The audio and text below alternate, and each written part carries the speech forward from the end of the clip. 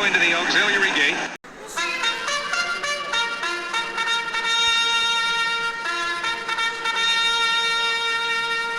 16th pole giver, another is in third. Up the creek is fourth. Rasuko fights on. Mom's Cheesecake puts ahead in front. Here's the wire. Mom's Cheesecake to win it by a neck. Rasuko was across the line in second.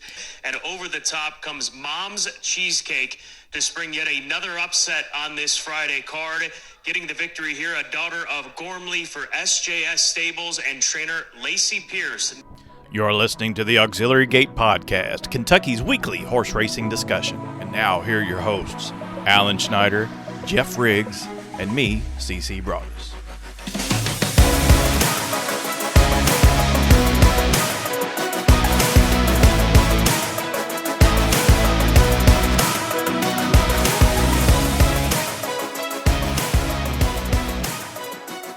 Hello, everyone.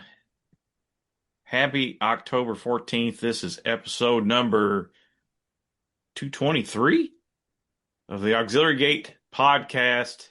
I'm CC Broaddus, joined by a man who I think just returned from Portland, Oregon. I think he was in this nude bike ride. That's Alan Schneider. Yeah, there was no seat on the bike either. That's right. Oh, wow. And No. of course, Go ahead.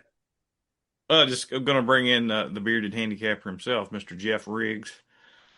What's going on, guys? Yeah, I did hear that about Alan. I didn't see any pictures, thankfully, but hope everything went as well as it could have gone out there, Alan. Funny story. I was in Chicago a few years ago with my wife and kids, and my wife's cousin and her husband. They were in one taxi, we were in another. We were going down Michigan Avenue. It was a Saturday night in the summer. I don't remember what month it was, June or July. And my kids, my daughters, I have two girls, right? And they were young at the time. My youngest was maybe 5. The oldest one maybe the youngest one was 7. The oldest one was maybe 12. I don't know. And all of a sudden, see these bikes coming at us down Michigan Avenue.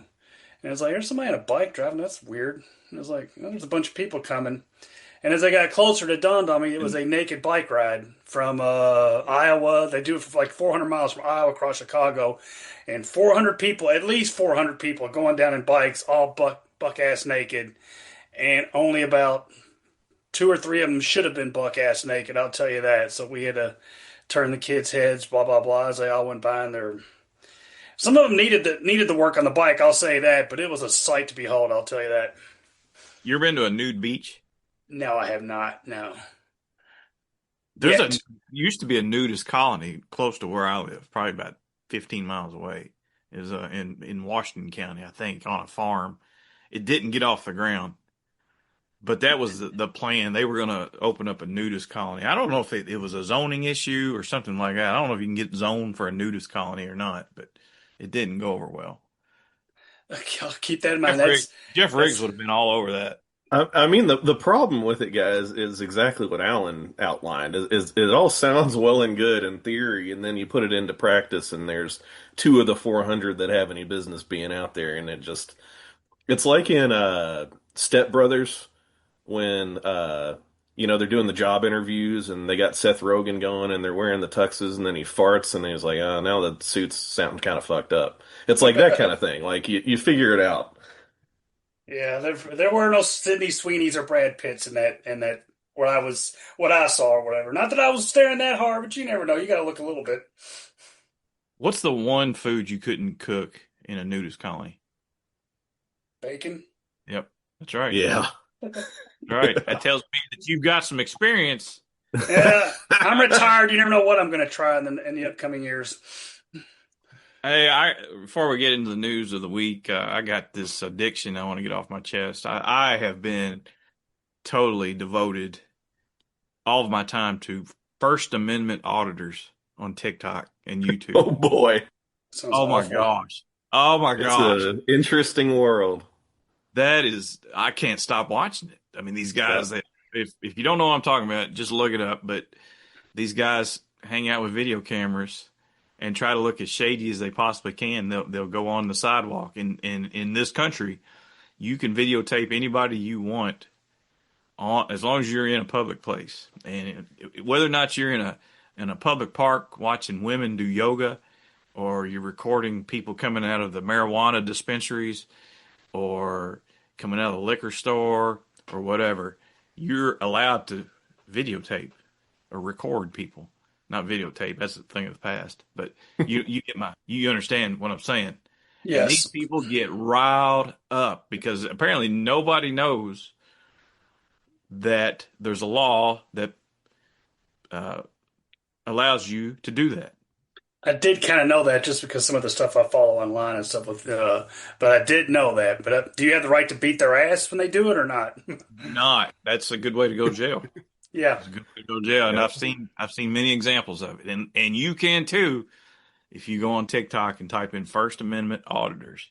Sounds like And a they sponsor. It are is addicting. assholes. I've gone down that trail as well, CC, and I know I was nodding over here like you wouldn't imagine. I had probably a 2 week span where like anytime I watched YouTube or anything, that's all I watched, and it's enthralling, but it's interesting. It's unbelievable. It's like it makes my heart race sometimes. It's like I want the good guys, I want the good guys to come out on top, and then the police show up, and it's like, you know, whatever. Yeah. Not this time has been rolling this month. This is unbelievable. We seem like we talk about a new sire, not a new sire, but a sire that just takes off. And this one's doing it right before our very eyes. I know in the past, Into Mischief has been hot. Then Gunrunner caught on fire. Then last summer, Vacoma seemed like he couldn't lose.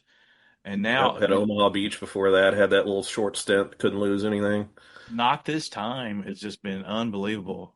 Like dirt, turf, whatever, going short, going long. He's it's just unbelievable. It's sired the top two finishers in the Franklin Stakes on what was it, Sunday? And you know, I mean, it's just one after another. I mean, they haven't released a stud fee. I'm guessing his stud fee is going to be somewhere around $250,000. But just I I don't felt know. like I saw it the other day, but I could be making that up. But it definitely skyrocketed. Yeah, and like it just seems like everything he's got is just fast. Yeah. But, and then you know, equally as prolific over the past week or two is Spendthrift Farm, who Oh yeah. has the leading 2-year-old contender for the Breeders' Cup Juvenile, the leading 2-year-old or one of the leading 2-year-old fillies with Tommy Joe, and of course the male would be I forgot his name, but you know what I'm talking about, Ted Noffey. Ted Noffey. Yeah, yeah. They had some other stakes winners. They've got Copian that's probably going to run in either the Philly Mare Sprint and the Breeders' Cup Sprint. And you know, Major Dude went over $1 million in earnings, I think, over the weekend at Aqueduct, and winning a minor stakes race. I mean, it's just been success after success. So we have to tip a cap to them. They've kind of revolutionized the stallion business. Tamara, I think, is another one that's I think might show up in the Breeders' Cup. That's the daughter of Beholder. It's just you know, one success after another. So yeah, we'll call them the owners of the week, and not this time the sire of the week. How about that? Sponsored by You remember nobody. That's fair. Probably even longer than a week, but yeah, I mean, definitely fair. And just talking about Ted Noffey, I was there at Keeneland that day, and that was just an otherworldly kind of performance. Like, I knew he was good. I didn't know he was that good. I was on blackout time that day because I thought it was going to be a little bit better value. Did not get the 10-1 morning line, but I think blackout time ran his race. I think Ted Noffey was just kind of in another dimension. Yeah, I think Blackout Time is a type of horse though that could move forward off of that. Maybe Absolutely. Yeah, I'm Oh not yeah. discouraged by him whatsoever. probably make his third start in the juvenile, and yeah. So Before you get anything else, I'm glad you mentioned Blackout Time. It made me think of something. Yeah, the CAW stuff at Keeneland's getting a lot of talk, and it should. And one point I wanted to make about that, I don't hear anybody talk about. Yes, the CAW stuff, it can benefit you sometimes. It can go against you, can benefit you. Where because I bet a lot of higher price horses, and I'll have a horse I bet that's 8-1 that drifted to 11-1 and stuff, right? Or 6-1 drifts to 9-1. So yeah, you'll benefit in that regard a lot. But I can't lie that that's almost irrelevant whether you win or lose in the long term from it or whatever. You're going to lose in the long term because of it. But my point that I'm getting to is Blackout Time's one of the ones I'm thinking of, and Doncho's the other one I'm thinking of, where all the late money came in, and it came in even more so than you think. What I'm getting to is when you make the decision to bet these horses to win, you wait as long as you can, right? And you make the decision to bet a horse sometimes. At this price, it's a good bet. At this price, it's a bad bet. So you make the decision to bet, and Doncho's a good example. When he ran a couple of weeks ago, he was 6-1 when I made. I think I texted you guys. I'm gonna bet 40-1 on this horse. He's 6-1. That's a great price. At the last click, he goes. Well, actually, he got the lead, and somehow he's 5-2. But we won't get into that. And all of a sudden, he's 5-2. At that point, he's a bad bet, right? Blackout Time's another example. I think I bet him at a couple minutes left. I was leaving. He was 3-1 or 7-2. Last click, he's 3-2. I would have never bet him at 3-2. Do you see what I'm saying? Is like it's not about the winning or the losing or hey, this time you did better, this time you didn't do as well. It's because you made the decision to make a bet based on the price, and all of a sudden what you would consider a good bet became a bad bet, win or lose, and those are two instances that come to me. So Keeneland has got to do something about that. It's actually soured me a little bit, and I just want to know if you guys see my point on that. There's been a lot of outcry on that on social media lately, but this isn't the Keeneland that I recall back in the day where they were always racing first. It seems like now that they're trying to line their own pockets or something like that. I just don't like the direction Keeneland's going. Yeah. So I guess my point with that is, and not to cut you off, but like if I go buy a pair of Nikes and they're usually $80, I don't really like them that much. But if they're going to give them to me for $50, yeah, I'll go buy them. And I take them to the register, and then they charge me $120. It's like whoa! I wasn't going to buy them at $80. Why the hell would I want them at $120? I thought I was getting $50. It's the same concept, right? So, man, that sours me, and something's got to be done. But I'll let you get back to your point. I apologize. The Kentucky tracks have seemingly avoided this up until now. New York and California have done something about it, or at least Del Mar did, and Naira cut off wagering for the CAWs at 2 minutes to post. But Keeneland and Churchill, have not taken any steps toward that yet. It seems like it's more proficient or more. It happens more at Keeneland than it does Churchill. It's more noticeable anyway. So, yeah. I think my overreaching point is that my decision, because I have these prices in my head like a lot of people should, and if my decision, this horse is 4-1, okay, he's worth betting. But I bet him, and all of a sudden he's 7-5. I would have never made that bet. That's beyond. That goes before we get to the point that he loses or he wins. You know what I'm saying? So that is something that really, really gets to me. Geoff, I know you kind of see what I'm saying, right? Yeah, the game's hard enough if you know what price you're getting. Yes. And if you're gonna have them go the wrong direction on you more often than the right direction, and I get the argument that it goes both directions, and the CAWs are. They're really just trying to break even and getting that rebate money, and it definitely makes sense that way. But I guess the counter to that is that we are making our decisions last second based on price. Yes. So if I was betting the same horse no matter what, that argument would make sense. But if I'm betting a horse because it is perceived value right before the post, and then it could get hammered or whatever. Like, that's just the one. Like, the ones that we see as value are going to be much less likely to drift up, I guess is what I'm trying to say. Yes. So, and I understand, don't get me wrong, I understand that you're going to have, because, I don't know a lot, but I do know what a horse's value is and what it should be, right, for the most part. And, how do I want to say this? I understand there's going to be, because I recognize a horse is too high of a price, that it will come down some. I completely understand that if I see it, other people see it too. It's the crazy drop off that all of a sudden what I consider was a good bet. If I bet a horse at 6-1, it goes off 9-2, that's the breaks. To some extent. Yeah. I mean, because he probably should have been 9-2. But when 6-1 to 5-2 or 2-1, that's a different. So regardless of the drift, regardless of which way it turns out, I went from making what would be considered a good bet to something that's a really bad bet. And Blackout Time made me think of that, because Blackout Time, who we all love, we knew 10-1 morning line was bad that day, right? 3-1, 7-2 felt right. 3-2 when they broke the gate, come on. So that's like, and you can't get your money back at that point. So it's bad when you have a bad taste in your mouth on your win bet when your horse breaks fine. Yeah. That should never happen. And Doncho was 5-2 after the gate broke, and he Yeah. outbroke the other horse, but we'll save that for another time. But anyway, what else you got, CC? That's it for now. We'll take a little break here and get with our guest who made a splash at Keeneland, and we'll talk to her right now. All right, she is fresh off a big victory in the finale at Keeneland on Friday with her filly Mom's Cheesecake. I believe that's a 4-year-old filly. And that gives us all the reason, all the excuse we need to welcome back one of our favorite former guests, trainer Lacy Pierce.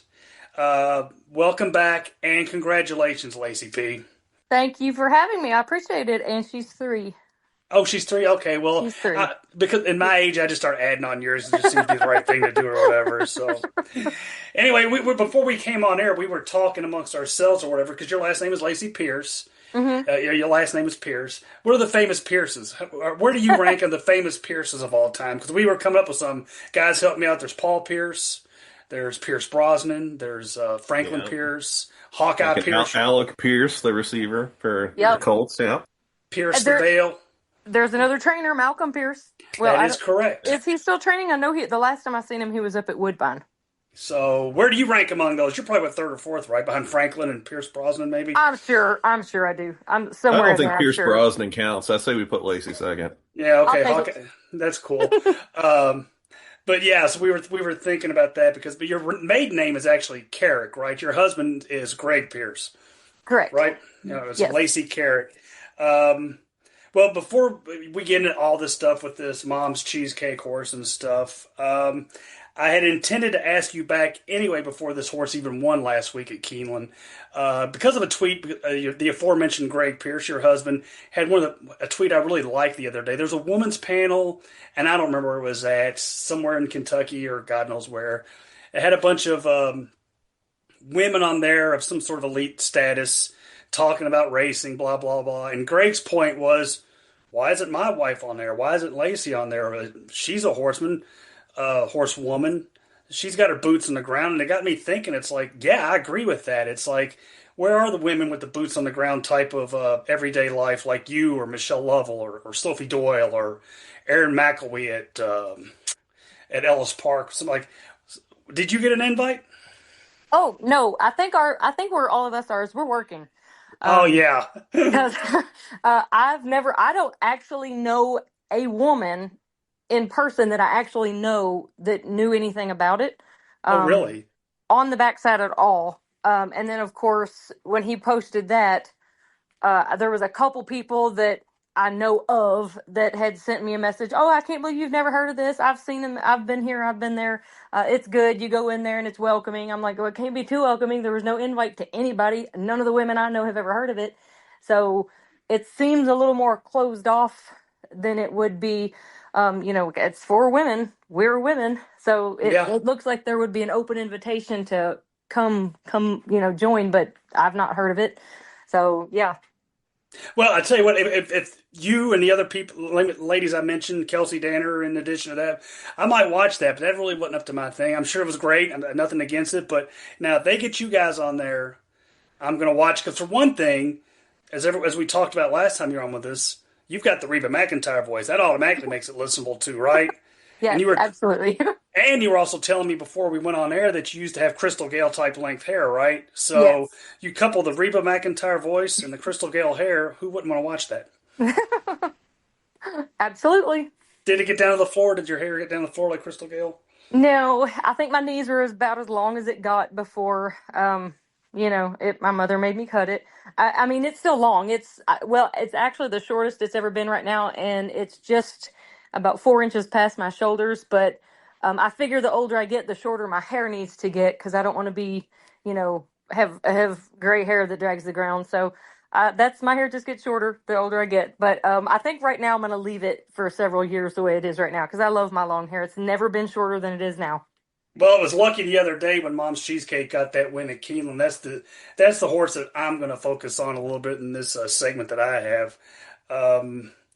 This horse, again, we've been talking, it's a 3-year-old filly, right? I got that wrong. It's a 3-year-old filly. I followed this horse for a long time because it's your horse and because I follow racing around these types. That horse reminds me of, like, your work ethic. It reminds me of like your person. It's a hard trier. It's a hard worker. The horse always puts in an honest, decent effort. Hmm. Always outruns its odds.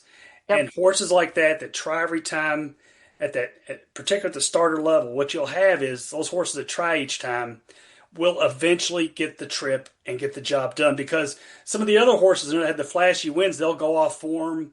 They won't repeat. For Hmm. whatever reason, we can all suppose as to why that happens, right? But your horse always puts an effort, and at some point along the way, if that horse keeps trying like he does, he's going to get the trip. He's going to get the pace. The breaks are going to go his way, and it couldn't have happened at a better place in Keeneland, right? 100% agree. That win meant the absolute world to me. It was my very first win at Keeneland, so it meant a lot to me. And she is such a gutsy filly. And as her jockey Vincent said at the last race at Churchill, he got off of her. He said she just runs hard. He said we just keep plugging away at this level. She's gonna win. So he was right. So yeah, she's something else for sure. And I'm right about the odds thing, right? Because the Oh horse yeah, it gets overlooked. I guess it's lower profile connections. It happens all the time, right? But I mean, didn't the horse run second at 90 to 1 recently? 93. Yes, we dead heated for a second at Churchill at 93-1, and it it shockingly made a lot of people mad. Apparently, there's people that bet on horses that I kind of messed things up, and I know I messed things up that day too because Greg sent me a message. He goes, "Watch your back because you've got somebody up there that had the winning pick six until the very last race. The horse that ran second would have given him $500,000." I said, "Oh my lord!" So then Oh, I was a little concerned. I'm like, I need to escort to my car. So really? yes, So on Friday, you beat a horse. You beat a guy. The horse that ran second was in for 500,000, and you got him at the wire. yep, So well, that's the breaks of the game, right? that's what they get for not betting my horse. Well, that goes back to what we're saying because lower profile connections, the horse always gets overlooked.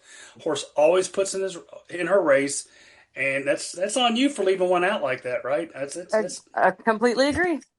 And you know what? You mentioned Vincent. We're talking about Vincent Chaminade, Hmm. and I went back and rewatched the race in the incredible preparation I do for these things, and I thought he gave that horse a fantastic ride. And Unbelievable ride. yeah, because he broke last, but he did it intentionally, and those horses kind of clustered up in groups in front of him. He allowed several jockeys to get wide trips. He kind of sat back in that third or fourth tier, and he Hmm. just kind of surgically moved as these horses tired from burning up too much ground. He saved the ground. He went to the right hole at the right time, and then he took aim at the top of the stretch, and it just looked like he was going to wear that horse. She was going to wear that horse down. I mean, what'd you think? I completely agree. I was watching her, and when they were coming around the turn, and they were all kind of sandwiched very tightly, all in a line together. My biggest fear was, please don't bump her, because that's losing the momentum, getting tangled up with other horses. Because they were just literally there was I think five or six of them in a straight line coming around the turn and just packed in like sardines. And I seen her kind of make a little bit of a move, and I do not even remember who was standing next to me. I think it was my Gallup boy's friend. He was there for moral support. I think I grabbed him and said, "Oh my god, oh my god, oh my god!" And that's of course when the excitement went up, and the rest of it just kind of unfolded. It was beautiful, and I knew right then when she made that little move and just switched her leads, and I seen Cheesecake come out. I said, "Oh no, here we go." So I was so confident going in that race. I mean, she'd been an absolute beast all week long. And every time she's coming off, I mean, she's not an easy filly to train. She's rather difficult, but that's her, and we love her for who she is. But yeah, I knew when she made that turn, I was like, I see that look. I know who that is. I know what she's been doing in the morning. We got this. And Jeff and CC will agree with me. I know a lot of horse players or just casual fans in general or experienced fans will agree with me on this. Even though we're not physicists, we're not, college graduate mathematicians, we can kind of tell the top of the stretch lots of times how a race is going to unfold.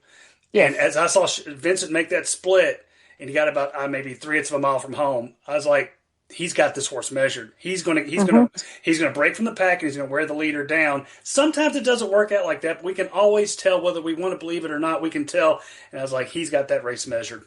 Yep. And he did for sure. Because he come back, he tossed his stick to the valet and looked at me, goes, "Told you." I was like, yeah, And it was. actually, the horse's name. We got to talk about the horse's name. Mom's cheesecake, right? And I was going to Yep. ask about that. Then again, all this in-depth research of 3 minutes that I do. Your other horse in your barn is a horse named I'm a Candy Lover, and I'm bringing Cookie. that up because those two horses are owned by the same ownership team of SJS Stables. Do they have some sort of candy fetish obsession or what? Well, the other one's name is I'm a Cookie Lover. I'm a cookie lover. That's right.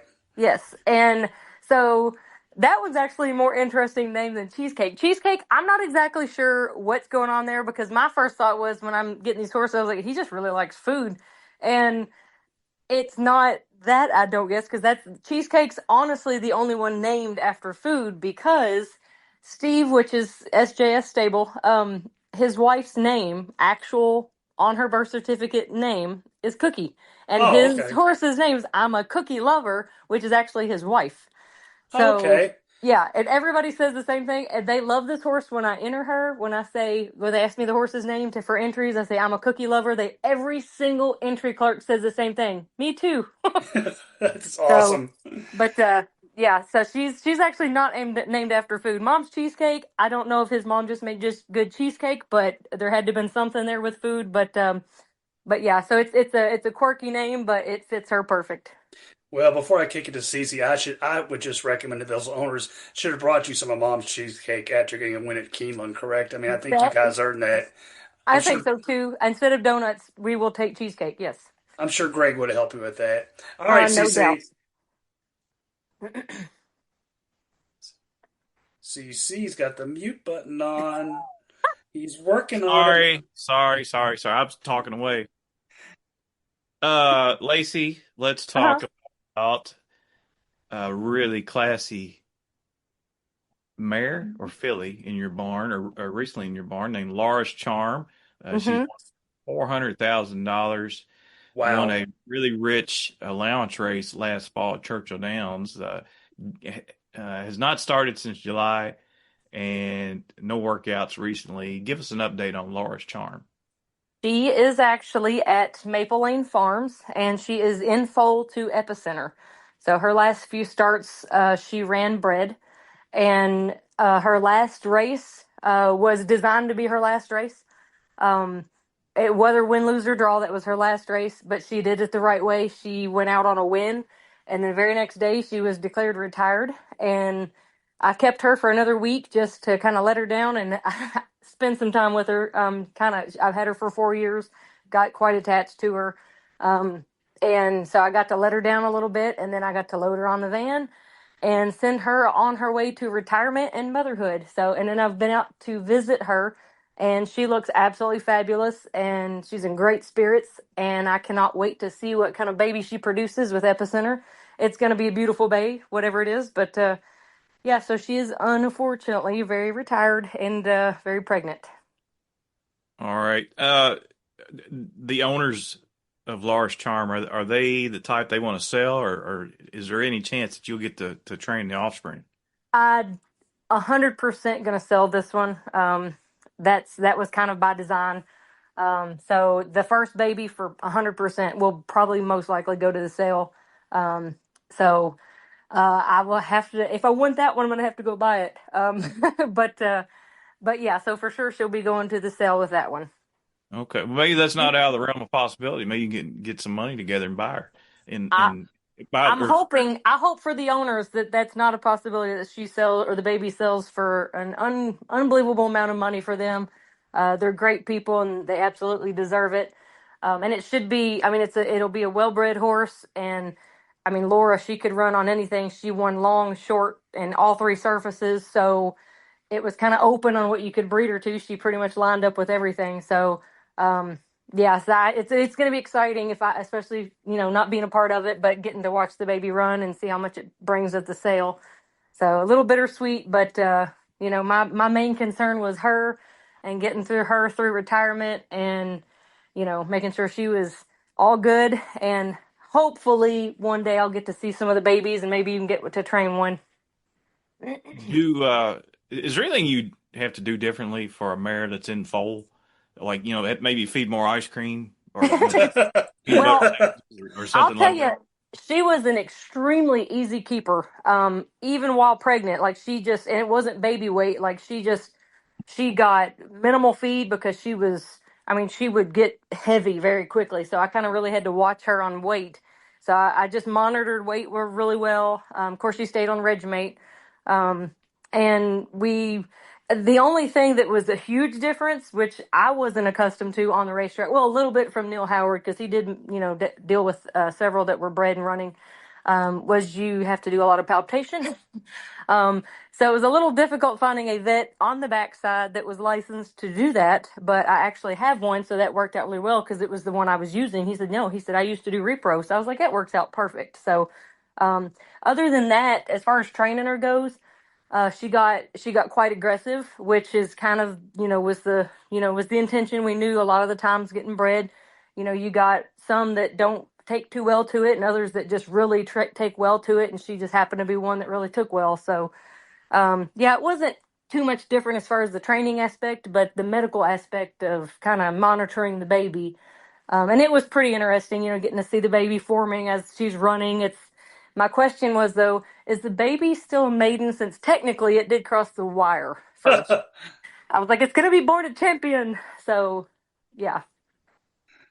Now the quest to replace Laura's charm has begun. I noticed that you have a 3-year-old filly entered on, I think it's Friday at Keeneland, named Lilium. And I think I read this right. This filly's dam is a half sister to Maximum Security. Yep. So that's kind of interesting. And this filly raced at Keeneland in April in a maiden special weight, and then she hasn't run since. Tell us about Lilium, what we can expect this week. Well, Lilium she's a very, very tall, a very lean horse. She's had quite an adventure in the last 8 months. I won't get in too much to it because there's a little things, but yeah, she's doing really well. Really like what I'm seeing from her. I have entered her 9 times, and because honestly, if this race was a mile, I'd be a little happier. But I could not get that race to go for her. I put her in every mile race I could get, and it was just not going, which was crazy. But and in this particular race, we entered her in 5 times before it finally went, so it was a little bit difficult, but I do expect for her to do, kind of have a good showing. She's been training really well. Haven't had a bit of issues out of her. Put quite a bit of weight on her since I got her, but other than that, she's been a pleasure to train and kind of be a part of, because she has a lot of class to her. Like I said, she's a very tall, very lean type filly, but she's kind of like a train. It takes her a while to get going, but once she's going, she's gone. So hopefully we can pull something off in that race on Friday. And that is the anniversary of my 29th birthday on Friday. So hopefully we can pull one off then. How many anniversaries of your 29th birthday are you celebrating? Several. I've actually lost count. My husband has to remind me how old I actually am sometimes. Somebody's like, how old are you? And I have to sit there and hold my fingers up. I'm like, okay, so I was born in 81. So what does that make me? And he does the math for me because I don't really want to know how much it is. But yeah, so I've had several. 44 is going to be the number, but like I said, I identify as a 29-year-old. So and I love when I get people that lie to my face, because I was talking to someone the other day and they said, well, how old are you really? And jokingly, being a smart aleck, I said 29. They said, yeah, I was going to say that. I'm like, oh, come on. Seriously. I was like, there's no reason to suck up. Yeah, so yeah, I'm not 29, but I identify as 29. So I just keep celebrating the anniversary. It's been sticking. The whole family kind of jumps in on it.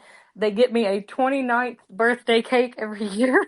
That's nice. So yeah, they've helped this go on. So it kind of has stuck now. So everyone knows when they say, well, how old's your sister? She's 29. I'm like, thank you. So, but yeah, so that's hopefully Friday we can pull one off for that big day. Tell us about this rider, McKenna Anderson. We don't know a whole lot about her. What can you tell us? Well, due to this horse having a few issues before I got her, she's been a little bit difficult, and whoever was going to ride her, I wanted to make sure that they really knew her. So she had been coming around, and I'm like, you know, as a girl on the racetrack, I know how hard it is to kind of get your foot in the door and really get going. And in Kentucky, I think I know she had rode several races. I want to say she was leading rider.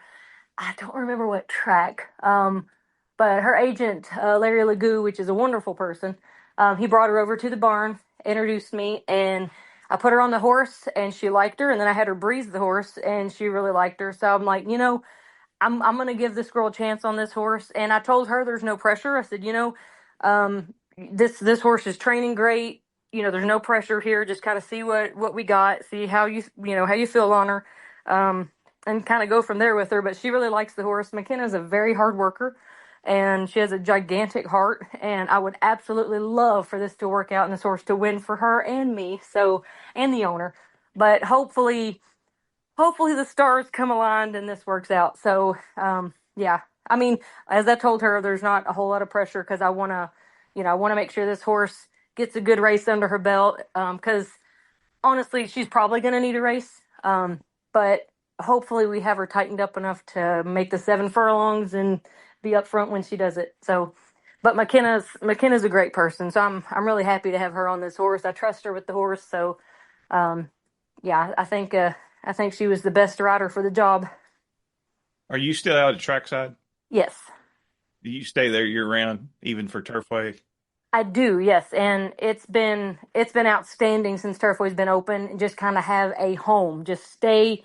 You don't have to pack up all your stuff all the time and move. So yeah, I've been there, and winters are awful, but you get through them. To be able to go home to your own bed every night, there's something to be said about that for sure. Okay, cool. Well, congratulations. Thank On you. Mom's Cheesecake. I was really happy when you crossed the wire first, even though all my tickets hit the ground. But, Sorry. immediately a smile was brought to my face when I realized it was you. So I'll pass it over to Geoff. And Geoff, you can take over.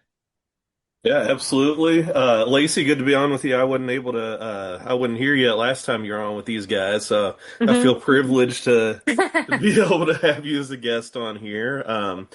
I was listening back to that podcast today, actually, just to make sure I didn't, repeat things that they did last time. But I can't believe that was 3 years ago now that you've been on this stint of your solo training career. And especially these last 2 years, you've really had a good amount of success. What are a couple things that you've learned in this time of your solo training career over these past few years? Well, I'm still in shock that was 3 years ago. It felt like last year. That was a little news to me. Basically, honestly, the words are going to be to not beat myself up when everything goes down. Because up and downs, they're just part of the business. The ups are a little hard to find sometimes, but it's basically don't beat myself up when I get down. If the horse doesn't run up to par, the horse comes home safe.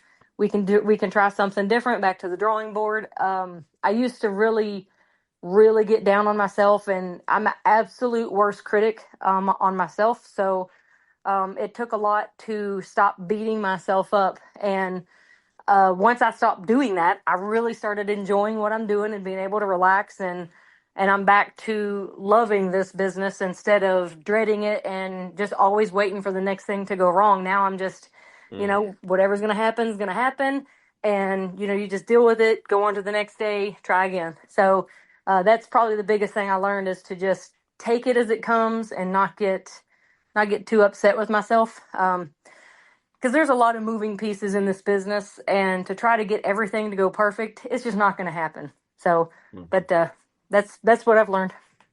That's interesting. That's really good. And that's something that we've heard from other people we've talked to on here too, is that it's such a roller coaster just trying to, keep that positive energy going. And it seems like when there's good vibes around the barn, everybody kind of thrives off that too. If Yes. one or two horses start, doing well, and then everybody around the barn's got that extra pep in their step, and then the other horses feed off of that too. So I think there's a lot to that a lot of people probably don't realize. Yeah, I agree. And I think it's almost like a rite of passage to get to that point and learn that, because you get into it, and for some reason, I don't know why, but every trainer that just gets into this, they think it's that easy, especially if they win a race or two right when they start, Hmm. because it's like reality comes really, really quickly and slaps you right on your butt. And, you're just like, what in the world was that? So to learn to humble yourself and to be like, this is happening, it's okay. Fast forward, it's not going to matter in a few months. Everything's going to be okay. But it's almost like a rite of passage that you have to go through that and learn that lesson. Otherwise, you just don't stay in this business. Like it's not meant for you because it's something you have to learn. Yeah, absolutely. How many horses do you have in your barn currently? I have got 10, and then I have a whole lot of horses here at the farm. Oh. It's yeah. We have a lot here, but not all of them are race horses or my old rodeo Hmm. horses, things like that. But I do have several retirees that I've trained previously, and then a bunch of babies that will be going to get broke at the very end of this month, and then a bunch of weanlings coming in. So I kind of have Oh, wow. the whole picture. A lot of the weanlings coming in here are usually the ones that I will raise up and then send off to get broke and trained. So, um, yeah, we have plenty of stuff going on. Well, that's exciting. You have a whole pipeline going. It's like a recruiting pipeline in football or something. It really is, but it's insane amount of work. Oh, I'm sure. I do see Greg. I see him sometimes passing in the hallway. But I'm like, See him from half the time, afar. I'm like, we are still married. He lives here, I think. So, but he knew what he was getting into when he married me. So, but yeah, we've got a lot going on. So there's always something to do and ways to keep busy for sure. Absolutely. Well, with those 10 horses currently in the barn, you're 5 for 31 this year with six other on the board finishes, which is very strong percentage. 16% winners is really impressive on the tough circuit that we have that you race on. Is there anything this year that you attribute that success to that you've done especially this year? Honestly, I'm gonna say my crew. Hmm.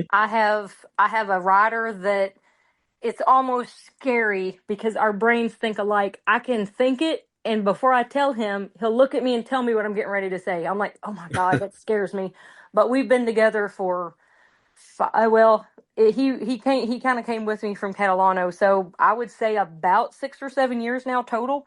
He's been Hmm. riding for me for the last four, and he's just really really good at knowing what I want and kind of being able to perform it. I can tell him a time to go, he goes that time.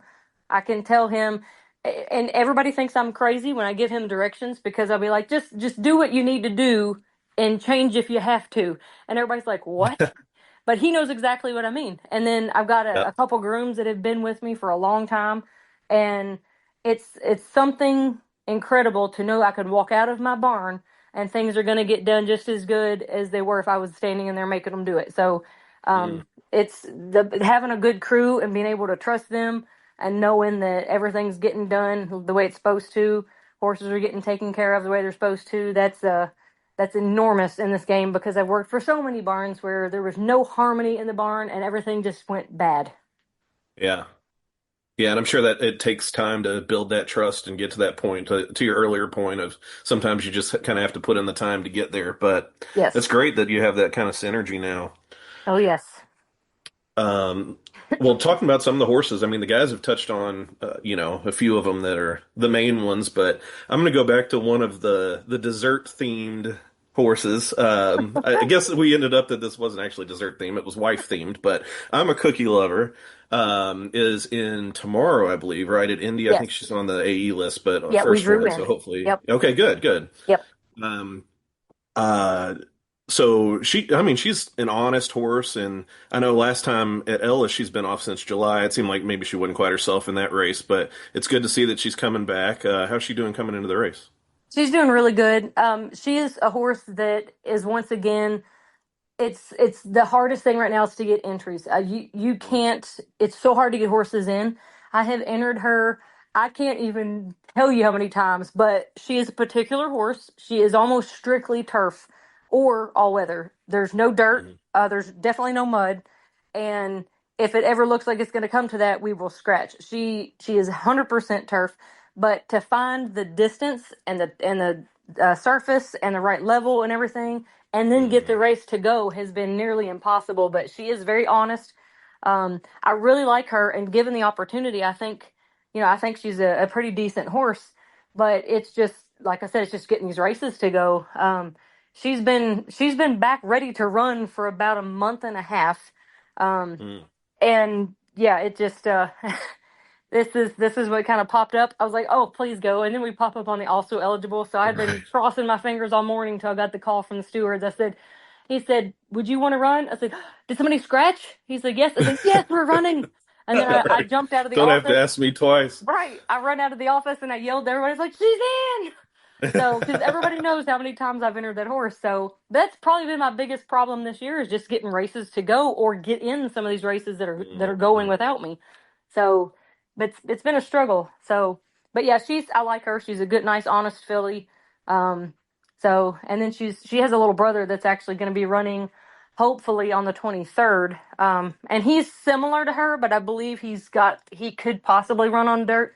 And he is a horse that is quite difficult sometimes. Let's just put it this way. He's come back to the barn several times by himself.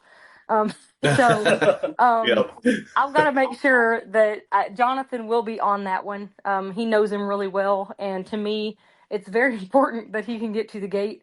And my best shot is Jonathan because he knows every trick he's got. He's got a little bit of a habit of he's a ducker. He's a ducker, a spinner, a diver, and he has also been known to try to pull people off ponies. So I'm like, oh my Lord, but he's not. There's nothing bad about him. He's not mean. He's just so playful.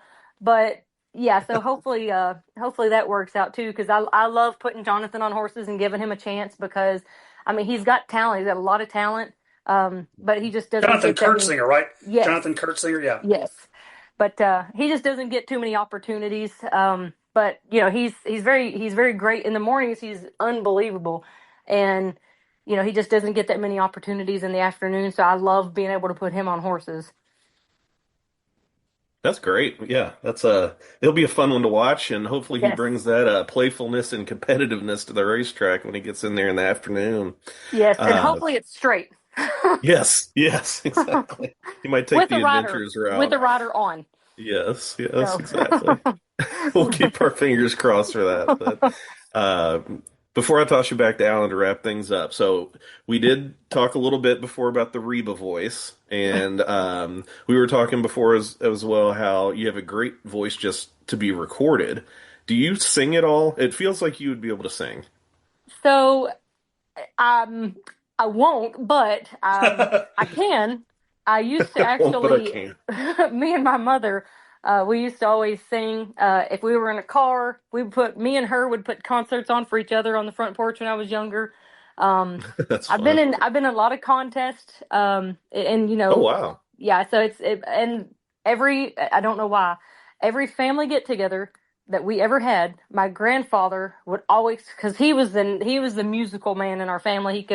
He could sing, play the harmonica, and play the guitar all at the same time, play the piano. He was amazing. He did gospel. And every time we would get together, he would make me and my sister get up and sing. And then so at his funeral, we couldn't sing live because neither one of us could get through it without crying.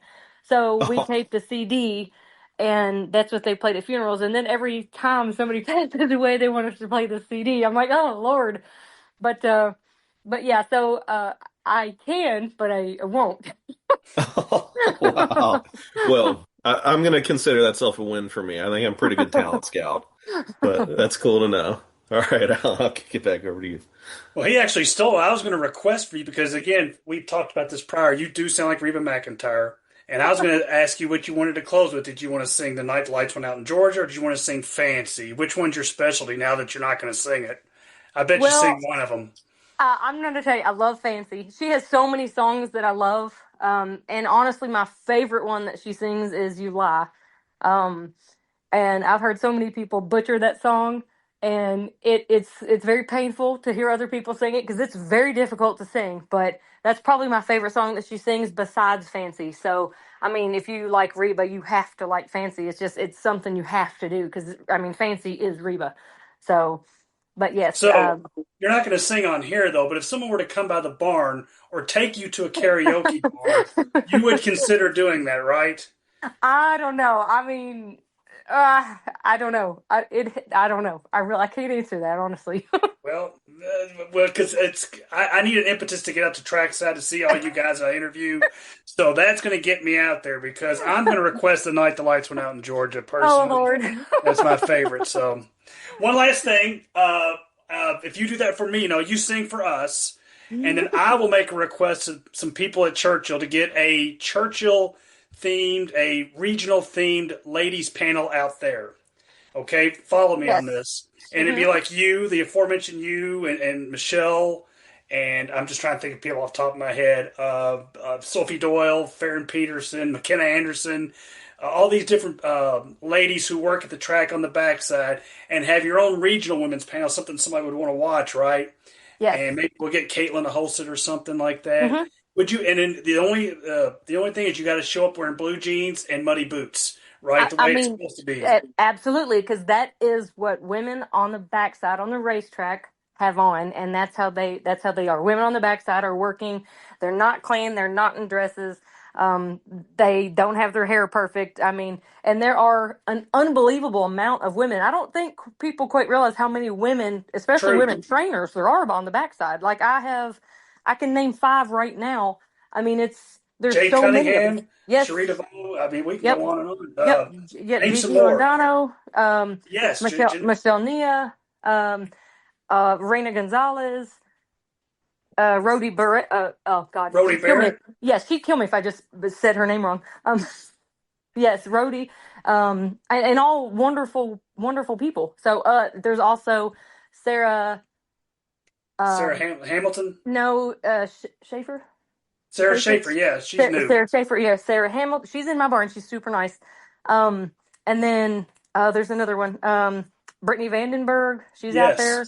I mean, there is a lot. There's probably at this moment maybe more women than there are men.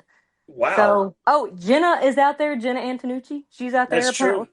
She's won a Apparently, Triple Crown race. Yeah. right. And apparently we're twins because when I have my black glasses on and I have my hair back, everybody confuses me and her.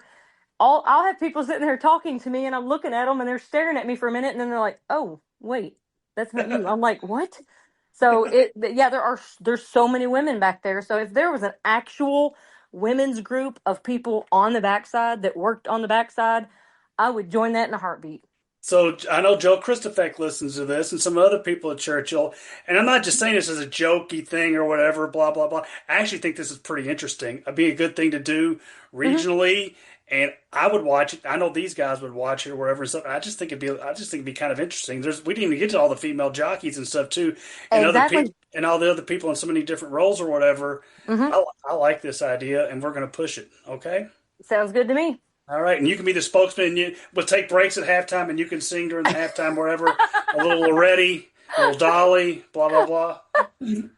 Oh Lord. Lacy, it's always a pleasure to talk to you. It really is. We're happy for your success with Mom's Cheesecake. We know there's more Thank wins you. coming, and mark our words. If we don't see you at Churchill, which we probably will, I'm getting back to trackside to come see all you guys. Okay. Okay, sounds like a Uh, plan. all right. Thank you, Lacy. All right, thank you. One of the horses that Spendthrift had that won last week was named Further Ado, son of Gunrunner, made his third career start for Brad Cox, won by 20 lengths, breaking his maiden going a mile and 16th. Just happened to see this. This is on the Thurgraph board. You can go, verify it for yourself. But according to this particular poster, who's pretty reliable, it said the past 200 days, Brad Cox in graded stakes in Kentucky, 5 for 32, 16% ROI of $1. 4 of those 5 graded stakes wins were on the turf. The only dirt winner was Good Cheer. Hmm. Wow. More to come here. Bob Baffert, who has 3 horses entered in 2 graded stakes on Saturday at Keeneland, 1 for 10 last 200 days in Kentucky in graded stakes. That goes back to the Keeneland April meet. Fort Bragg is the only winner. I think he won one of those Derby Week stakes races. And then you've got Steve Asmussen, 2 for 32 in graded stakes races in Kentucky, both on dirt. And then let's see, I've got one more stat here on Chad Brown. These aren't graded stakes races. This is just his stock in Kentucky. 0 for 10 at Ellis Park, 0 for 14 at Kentucky Downs, 0 for 4 at the Churchill Fall Meet, 4 for 22 at Churchill Downs Spring, 3 of which were Derby weekend. So you take out his good horses, he was 1 for 33 in Kentucky. That's unbelievable. Honestly, that does not surprise me at all. I mean, we always kind of keep informal records in our head. If you watch his stuff, I would say that doesn't surprise me. It would surprise me if Brendan Walsh had bad stats. Brendan Walsh is one it seems like he wins everything.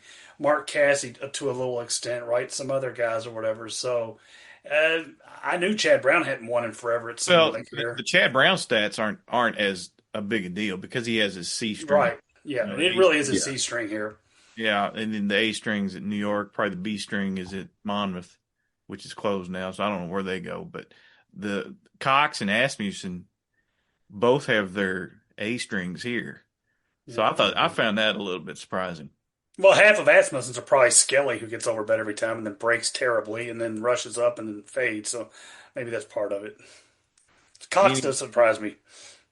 But anyway, further ado, that's something to consider next time he shows up. Probably going to show up in the Kentucky Jockey Club or something like that. Maybe a allowance race. I don't know. At Churchill. So you're saying your bets will be without further ado? Well, you probably. That's a good one. That's a good one. Breeders' Cup schedule was released today. If you don't follow social media, if you do, you already know this probably. The Breeders' Cup Classic will go off at 6:25 Eastern, 3:25 Pacific. Will be the 9th race of 12, and for the second straight year, they will run Breeders' Cup races after the Classic, which many find sacrilegious. I'm not nuts about it myself. Also, 40 minutes between races this year, which that's excessive in my opinion. Of course, Future Stars Friday, the day before, on October 31st. Trick-or-treating. It interferes with Halloween. I don't know if there's not much you can do about that, but heard some grumbling about that as well. Don't care for this either. Some of the races will be on Peacock, some will be on USA, some will be on NBC. It is what it is, I guess, in these days when you have 85,000 options to watch whatever you want to watch. But and then you can't find any of them, so just use your phone. Right, and you have to have subscription to everything. Peacock is, of course, a subscription service. USA not so much, and NBC is supposed to be free. But any thoughts on the schedule, especially with the Classic being the 9th of 12 now? Geoff? So here's my thing with it, guys. So I am kind of a truther in that I believe that the Classic should be last. But I get that it's all, TV runs the world. So if you have to fit it in a certain time slot, that's why they're doing that. But, as Cece just mentioned, they're putting 40 minutes between every race. If we just tighten that up a little bit, we can put the Classic at the end and fit in whatever time slot they want. It seems like there's just no thought that was put into this other than get as much advertisement in primetime TV as possible. And I think that's all that it's about, which is sad because it's not about the racing. That's my thoughts on it. I wish they'd just go back to the original 7-race card where you had the primary 7, had the juvenile, the turf, and the Classic to end it all off. You get your Derby favorite, and then you get, hopefully you attract a few really good Europeans to run in the turf, and then the Classic is the marquee race. You package it up in about a 3.5-hour broadcast.